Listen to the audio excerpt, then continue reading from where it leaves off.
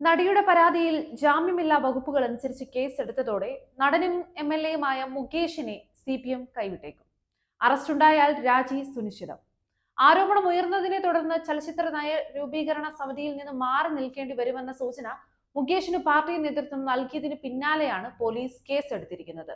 മുകേഷിനെ സംരക്ഷിക്കാനോ ന്യായീകരിക്കാനോ രംഗത്തിറങ്ങേണ്ടതില്ലെന്നാണ് സിപിഎം നിലപാട്.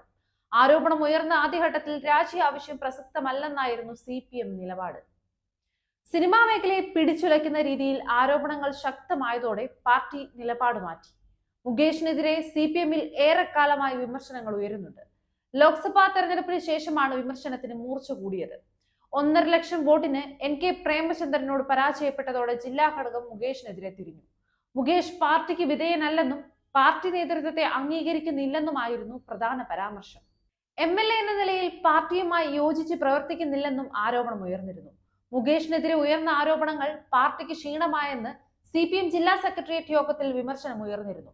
വനിതാ അംഗങ്ങളും വിമർശനവുമായി എത്തി. മുകേഷിനെതിരെ ജനവികാരം ഉയരുന്നത് ജില്ലാ നേതൃത്വം സംസ്ഥാന നേതാക്കളുടെ ശ്രദ്ധയിൽപ്പെടുത്തിയിട്ടുണ്ട്. മുകേഷ് CPM അംഗമല്ല, അതിനാൽ പാർട്ടിതല നടപടികൾ ഉണ്ടാകില്ല.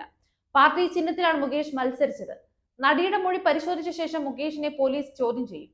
തെളിവുകൾ എതിരായാൽ അറസ്റ്റിലേക്ക് കടക്കേണ്ടി വരും. 2016 മുകേഷ് ഇടത് സ്വതന്ത്രനായി കൊല്ലം നിയോജക മണ്ഡലത്തിൽ നിന്ന് 17,611 വോട്ടിന് വിജയിച്ചത്.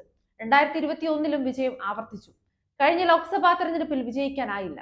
ഏത് ആവാസിനും തണൽ മരമായി ചെങ്കൊടി മാറി. ഇത് തന്നെയായിരുന്നു ബംഗാളിലും ത്രിപുരയിലും CPM നേരിട്ട തത്വശാസ്ത്ര വ്യതിയാനം.